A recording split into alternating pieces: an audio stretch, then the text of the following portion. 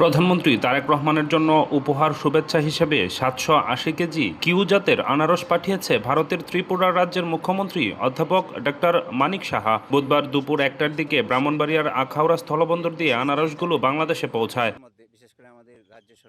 জানা গেছে 100টি বক্সে করে মোট 620টি ত্রিপুরার বিখ্যাত কিউ জাতের আনারস পাঠানো হয়েছে। প্রতিটি বক্সে 5 থেকে 6টি করে আনারস রয়েছে। প্রতিটি আনারসের গড় ওজন 1 কেজির বেশি। আখাউড়া চেকপোস্টের 0 পয়েন্টে উপস্থিত ছিলেন চট্টগ্রামে অবস্থিত ভারতীয় হাই কমিশনের সহকারী কনসুলার কর্মকর্তা পঙ্কজ জ্যোতি দাস, কর্মকর্তা সজীব চক্রবর্তী, আখাউড়া আন্তর্জাতিক ইমিগ্রেশন চেকপোস্টের ইনচার্জ আলাউদ্দিন এবং আখাউড়া কাস্টমসের রাজস্ব কর্মকর্তা জসিম উদ্দিন।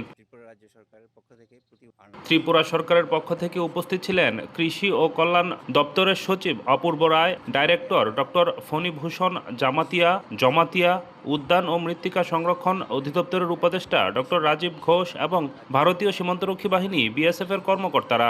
ত্রিপুরা রাজ্য সরকারের পক্ষ থেকে প্রতি বছরই এরকম আমরা উপহার স্বরূপ আমরা দিয়ে থাকি আনারস।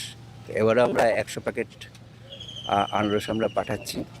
আমরা কিছুদিন আগে আমরা ওই বাংলাদেশ সরকারের পক্ষ থেকে আমাদের এখানে আম পাঠানো হয়েছিল, আমরা এটা পেয়েছি, সেই জন্য আমরা ধন্যবাদ জানাচ্ছি। আর আমাদের এখানে এটা বিশেষ করে কুইন পাইনঅ্যাপল যেটা আছে, এটা খুব প্রসিদ্ধ এই ক্যাটাগরিটা। তো আমরা এমনিতেও এক্সপোর্ট করছি এটাকে। আমরা চাই বাংলাদেশের সরকার এবং মানুষ এটা সম্বন্ধে জানুক, এটা আরও পরিচিতি লাভ করুক। আমরা বাংলাদেশ গভর্নমেন্টের কাছে পাঠাচ্ছি।